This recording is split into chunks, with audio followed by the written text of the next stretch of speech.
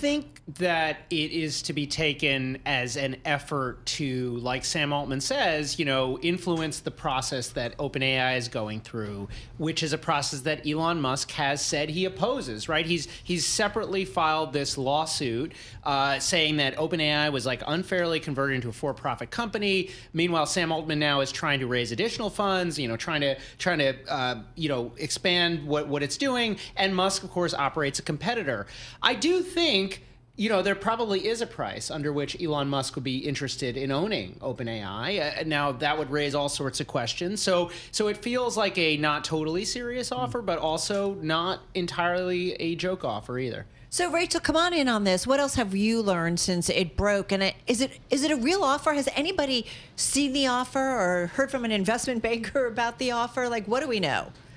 Yeah, so that's where I'm actually a little bit unclear. I believe Larry Summers, who is one of the OpenAI board members, I haven't spoken to him. I reached out to him, but haven't heard back from him. But I believe he was saying on TV that he hadn't seen an official offer. So if that is the case, then I'm a little bit confused about how official this offer is. It's out. It's out there, but he has said he has not received any formal communication from Musk on the bid. I mean, if he's a member of the board, you would assume he would, right?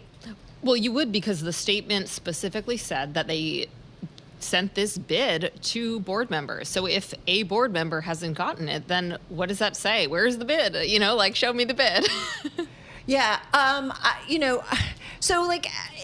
So Max, come on back. So if there is no official offer, is this just is Musk playing around, or should we not assume that there isn't an offer yet? Well, I mean, look, Rachel's kind of hinting at this, but Musk has a track record of sort of speaking too soon, maybe. There was the famous take private offer, which led to a whole battle with the SEC where Musk said he had secured funding. In fact, he had not secured funding by any normal definition. That said, right, because OpenAI is trying to negotiate this for-profit transition, if there is a credible offer, if there is some rich guy, and Elon Musk is a very rich guy, he also has access. He's the richest guy. I don't the question of could Elon Musk come up with $97 billion? That's probably worth asking. He definitely is worth more than that. He'd have to borrow more money. Yeah. He's already borrowed a lot of money against his shares. There are lots of bankers out there, lots of financiers who are, kind of clamoring to do business with him. So it does seem like realistic that he could, if he wanted to, get this money. And if he's making a formal declaration, that seems to me, I'm not a lawyer, but it seems to me like something that the, nonprofit board of OpenAI is going to have to take seriously. Rachel, what does XAI have that OpenAI doesn't have? Or maybe a better way to ask that is, what does OpenAI have that XAI can't do? How much better is OpenAI than X? I mean, OpenAI has been working on its technology and lots of different types of technology for years now, as Musk knows, since he was part of the company for a while in the early days.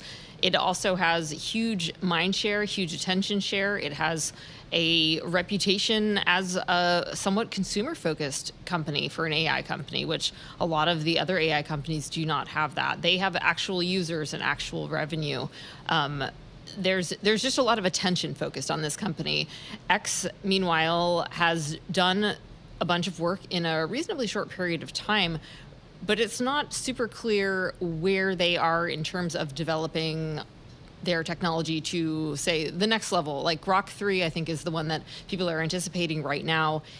It's not out as of yet. The company is in, I would say, a much earlier stage than OpenAI. It has raised a ton of money, though, and that should not be discounted at all. I mean, I think regardless of how real or unreal this effort is to buy OpenAI, it is clear it puts a ton of attention on Elon Musk and his ambitions. And as Max said, at sort of gumming up the works here for OpenAI's transition from a nonprofit to a more straightforward for-profit company. So, I mean, we're here talking about it.